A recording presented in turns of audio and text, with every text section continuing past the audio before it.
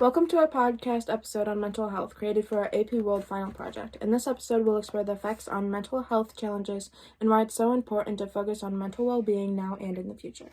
We will be focusing on the effects and the future of depression, bipolar disorder, and ADHD.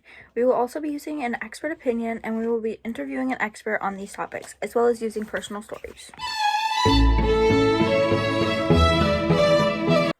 The first topic we will be focusing on is depression. Depression, or major depressive disorder, is a mental health condition characterized by persistent sadness and loss of interest, often interfering with daily life.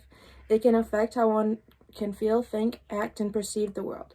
Several factors that can increase a person's risk, including genetics, trauma, and other medical conditions. But like many other things in the world, there has to be a start. Where does it come from? Was it first discovered? The earliest written accounts of what was known as depression appeared in the 2nd millennium BCE in Mesopotamia. Depression, initially called melancholia, was supposedly caused by 4 imbalanced bodily fluids called humors: yellow bile, black bile, phlegm, and blood. Hippocrates thought melancholia was caused by too much black bile in the spleen. The earliest accounts of depression viewed the condition as a spiritual rather than a mental problem. In the Middle Ages, it was viewed as having supernatural or even demonic causes. It wasn't until the 1970s that doctors and researchers emphasized the biological factors that contribute to depression. Hippocrates' treatments included bloodletting baths, exercise, and diet. Greeks and Roman doctors used similar therapeutic methods such as gymnastics, massages, diet, music, baths, and a medication containing poppy extract and donkey's milk to treat their patients.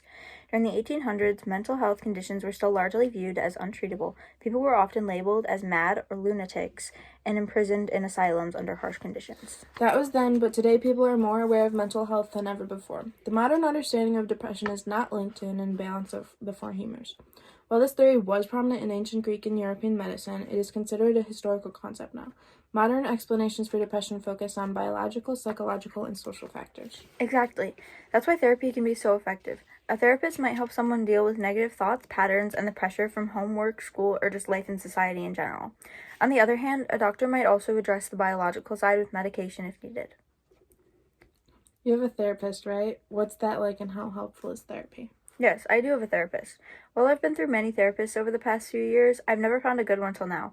It can be stressful at first, but once you get used to the person and tell them what's on your mind, it makes it a lot easier to get through it. It can be helpful with some things depending on the therapist. Some therapists are better at helping with certain things rather than others, and it's hard to find one that works for you.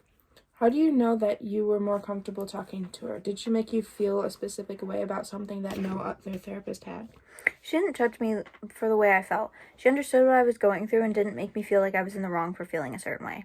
While talking to her, she gave me some insight on what she believes depression does to people. She told me that everyone has a mood line, and depression is someone below the line. Depression can get to the point of not being able to get out of bed, not being able to hold a job, isolating themselves, suffering in relationships, and even more. It's almost like your brain is lying to you all the time. She also gave me these cards with quotes that the suicide hotline puts out. You never know how strong you are until being strong is the only choice you have. Bob Marley.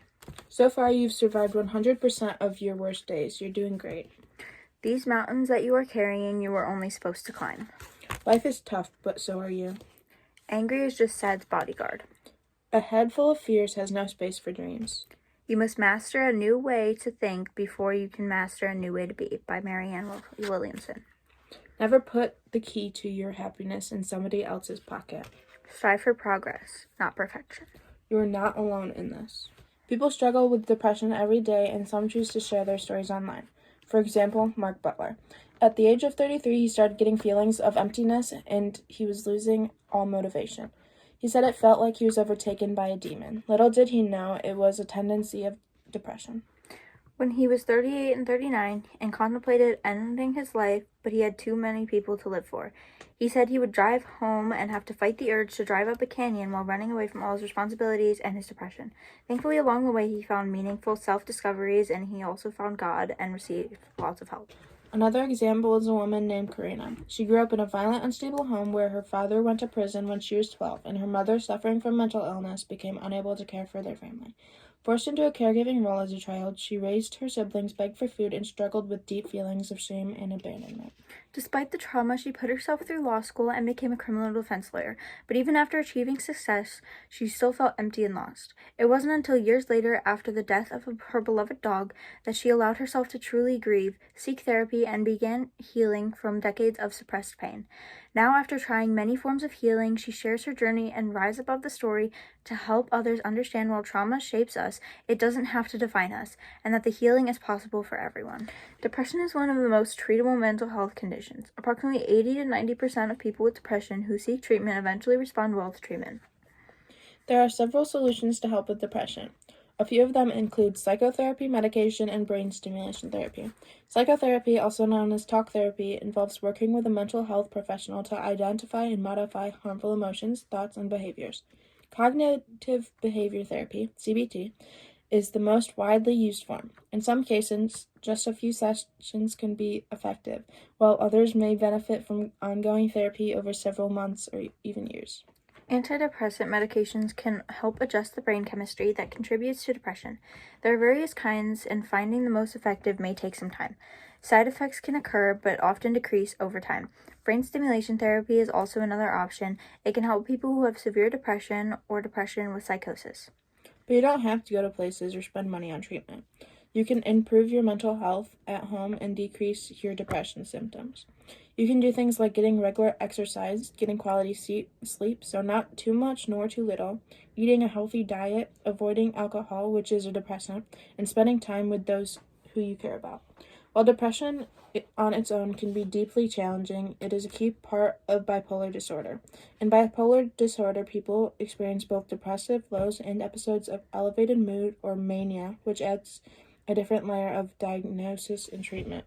Bipolar disorder is a mood disorder characterized by extreme shifts in mood, energy, and activity levels, ranging from periods of intense highs, mania or hypomania, to severe periods of depression. The earliest mentions of bipolar disorder dates back to Hippocrates between 460 and 370 BC. Hippocrates was a physician in ancient Greece who was the first to document two extreme moods: feeling extremely low, which is what we now call depression, and feeling extremely energized or excited, also known as mania. In 1899, Emil Kraepelin, a German psychiatrist who considered the founder of modern psychiatry, unified all types of affective disorders into one condition called manic depressive insanity. By the 1950s, experts created the first diagnostic and statistical manual of mental disorders in an attempt to standardize and categorize mental illness. The DSM-I broke down Kaplan's single condition of manic depressive insanity into three types: manic, depressed, and other. The cycle of bipolar disorder was classified under other. Today, bipolar disorder is broken into four types. The first type being bipolar 1, which is having one or more episodes of mania lasting at least 7 days. A depressive episode may or may not occur. The second type of bipolar disorder is bipolar 2. Bipolar 2 is having depressive episodes alternating with somewhat manic episodes, but not full manic episodes. Both bipolar 1 and bipolar 2 disorders involve mood swings between depression and elevated moods, but bipolar 1 includes full manic episodes, while bipolar 2 involves hypomanic episodes that are less severe. The third type is cyclothymic disorder, which is switching between depressive and manic states for at least 2 years, with periods of normal mood lasting less than 8 weeks. Lastly, unspecified bipolar disorder, which is when a person does not meet any of the above descriptions but has had significant mood elevations.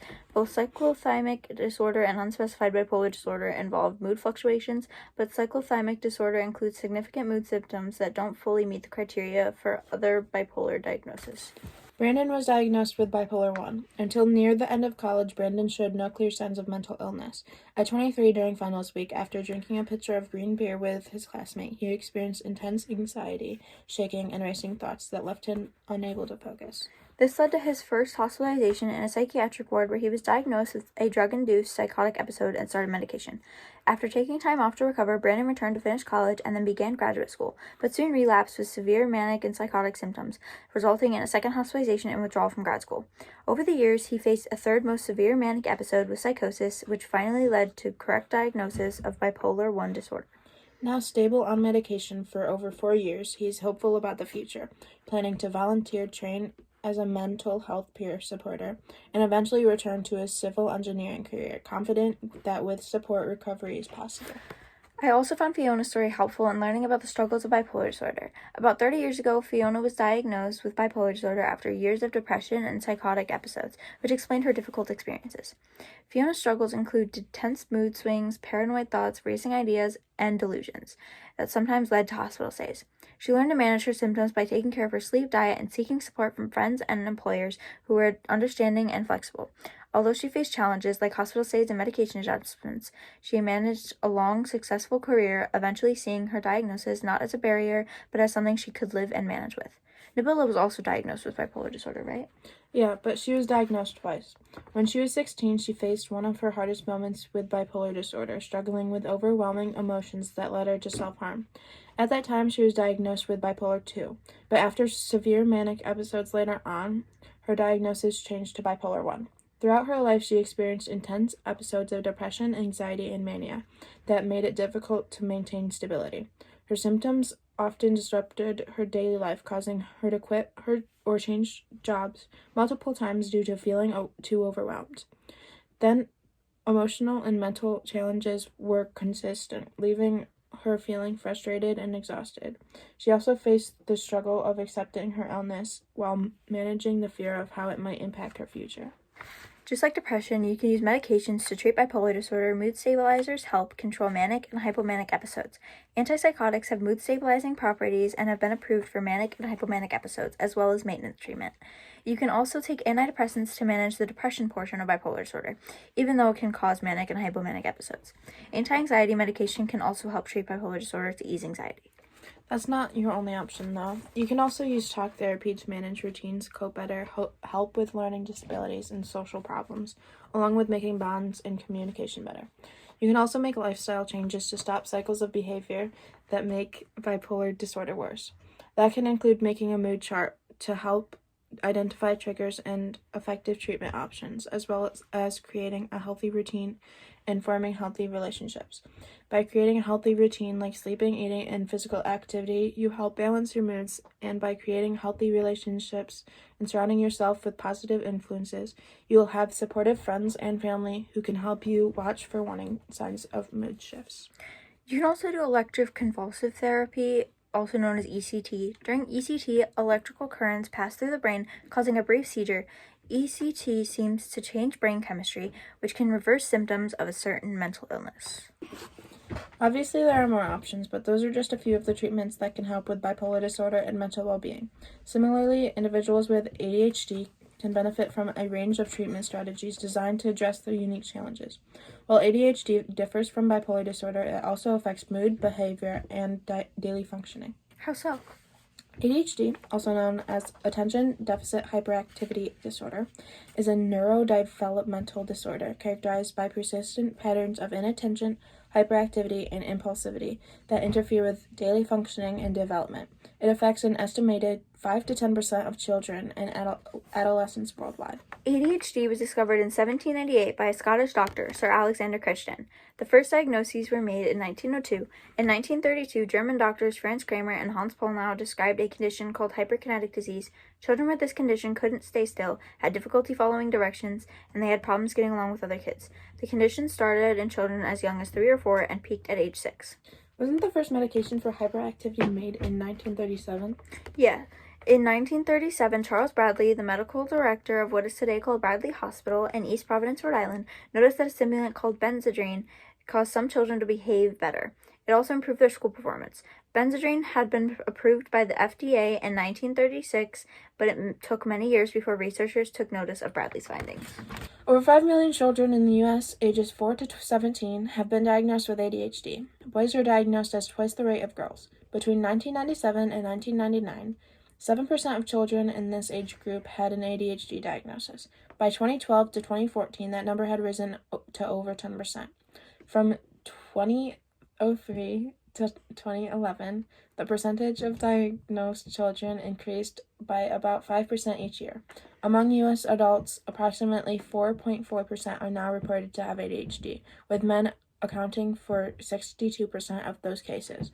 One study found that an adult ADHD diagnosis more than doubled It went from 0.43% in 2007 to 0.96 in 2016, showing an increase of 123%. That's insane. How do you think ADHD affects someone's life? The only way to find out is by someone who has ADHD. Grace, who was diagnosed with ADHD at the age of 42, had mediocre grades in high school and even tested out of some subjects.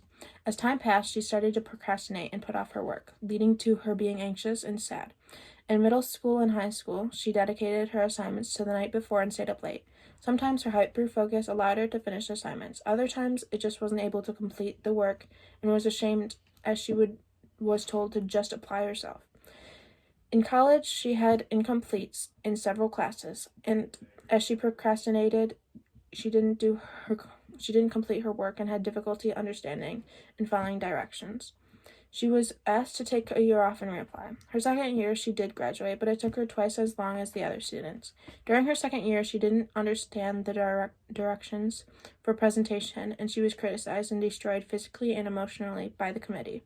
By 23, she was diagnosed with OCD, depression, and anxiety. She wanted to be perfect, but it took all of her energy. She didn't fit the common picture of a child with ADHD, even though she was hyperactive, disruptive in class, and got into trouble. She was a girl, not a boy. Few people were aware that girls can have ADHD. Was she happy that she was finally diagnosed? Yes. According to Grace, it enabled her to understand herself and how her brain works. Having ADHD isn't a problem. Not knowing she had ADHD was the problem. There are also other people who have ADHD, like David. David was diagnosed when he was 15 with ADHD. In elementary school, he had difficulties paying attention, and in middle school, he had difficulties making and maintaining friendships, which worsened his anxiety. By high school, his anxiety worsened and his grades plummeted. He wasn't able to keep up, take notes, or pay attention. He went to see a psychologist who concluded that David operated on a 9 to 12-year-old level, although he was 15. How did he respond to his diagnosis? He struggled with shame and self-doubt after being diagnosed with ADHD, hiding it for years and refusing to help prove he wasn't broken.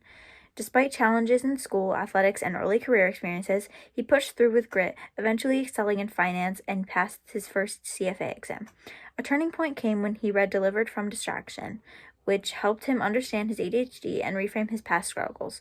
Now he found purpose in helping others with ADHD manage their finances and build a secure future. Greg also shared his story outlined about ADHD. He grew up in the 60s and 70s with undiagnosed ADHD in a home where both parents likely had it too. As a kid, he had trouble in school, acted out, and started using drugs to calm his mind. He found some success later through exercise, hard work, and personal growth, but kept losing everything because his ADHD wasn't treated. In 2020, he finally diagnosed and started medication, which helped him think clearly for the first time. Greg used medication for treatment. Stimulants like medications with methamphetamine or amphetamine are commonly used treatments for ADHD, though other types may be prescribed. These stimulants help by increasing and balancing certain brain chemicals called neurotransmitters.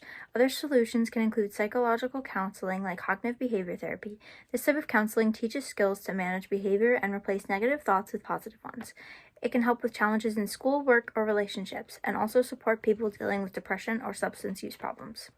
Just like depression and bipolar disorder, solutions to ADHD can include lifestyle and home remedies as well as support groups, so you can share experiences, information, and coping strategies. As we've explored throughout this episode, mental health conditions like depression, bipolar disorder, and ADHD deeply affect people's lives, not just emotionally, but also socially, academically, and professionally. We've heard stories, looked at the history, and broke down the treatments, but understanding these conditions also require a professional perspective. So to help us bring everything together and wrap up this episode, we spoke with a school psychologist who has experience working with individuals facing these exact challenges. We wanted to hear from someone who sees the reality of these disorders every day and who can help us better understand not only the science behind them, but also the importance of empathy, early intervention, and long-term support. In talking to her, she believes, or hopes, for the future of mental health to have more funding towards it, especially in the school system, and definitely more education around it, especially to build awareness for, what is very like the specifics of mental health and the needed supports of mental health. She also hopes for more research into treatment options and the origins of these mental health issues.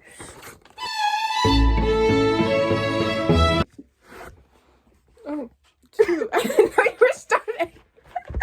Depression or major explanations for depression focus on biological, psychological, and social factors. And tell them Where are you starting? quotes that the Zulu has. It's an imbalance of the four humors. While there's more mental health ever than that was then what? Also address the biological side with medication. Medications. Mountains that you are carrying, you were only supposed to climb. Was. Fears has no space for G. People struggle with depression every day, and some choose to share their stories online. Sorry. And some choose to share At the age of 33, he started. Wait, what? Mark. Yeah. Examples: woman. Of shame and But even after achieving success, I told you I can't get through success. Depression is one of the most treatable. Hello? Medication and brain stimulation. Psychotherapy, also known as talk therapy. Emotions, thoughts, and behaviors. Cognitive behavior therapy, CBT, is most widely used for. I'm sorry. Wait. No. Hippocrates is the 60 and 370 BC. 29. Emil Kraepelin, a German physicist. He's a psychiatrist. Today, bipolar disorder, which a person. Hello? is having one or more episodes of mana. Shoot! No! Mood elevation. Both lastly, unspecified bipolar disorder, which is a. This episode may or may not occur. The second type of bipolar disorder is bipolar 1. Hello? It's okay, because I was racing ideas and hello? Grr. Manic episodes, as well as hello? Just like depression, you can use. You can also do talk therapy to manage repeat. I'm sorry. Similarly, individuals with